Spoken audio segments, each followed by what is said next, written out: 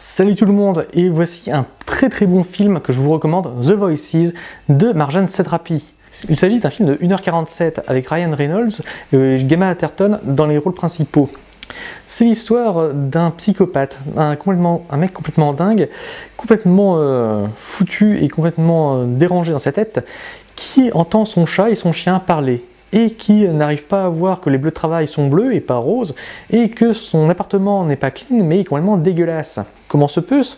Eh bien, il a été traumatisé quand il était gamin, et maintenant qu'il est devenu adulte, il a autant de capacités sociales que moi, voire moins, ce qui est beaucoup dire. Une de ses collègues flash beaucoup sur lui, alors que lui il flash sur quelqu'un d'autre qui apparemment ne l'apprécie pas beaucoup.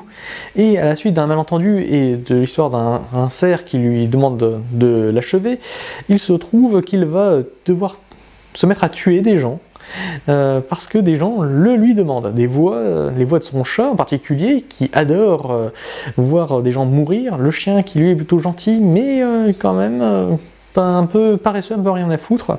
Et puis il y a les gens qu'il a déjà tués, qui voudraient encore plus de compagnons de mort. C'est un film complètement glauque, complètement sombre, assez trash et surtout jouissif. Marjane Satrapi est surtout connue pour avoir réalisé Persepolis, qui a été un succès critique et mondial, et qui a aussi réalisé Poulet aux prunes, malheureusement que je n'ai pas vu, parce que là, avec The Voices, je me dis que son esthétique mérite d'être regardée d'un meilleur œil.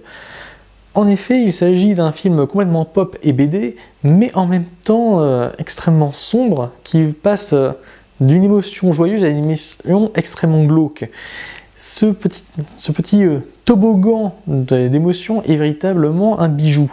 Alors, il a été fait de manière très simple, on sent qu'il y avait peu de moyens, mais c'est assez bien utilisé pour que justement, par la lumière, par les couleurs, par le ton général du film, par le jeu d'acteurs, on puisse y entrer et surtout se dire « qu'est-ce que c'est bon ?»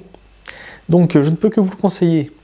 Il s'agit d'un film bien réalisé, bien monté, bien orchestré en général, bien joué, donc bonne direction d'acteur, bonne direction artistique, bonne direction esthétique, bonne direction aussi au niveau scénaristique, puisque l'histoire est véritablement complète de bout en bout. Là je vous en dis pas plus parce que sinon ce serait spoilé.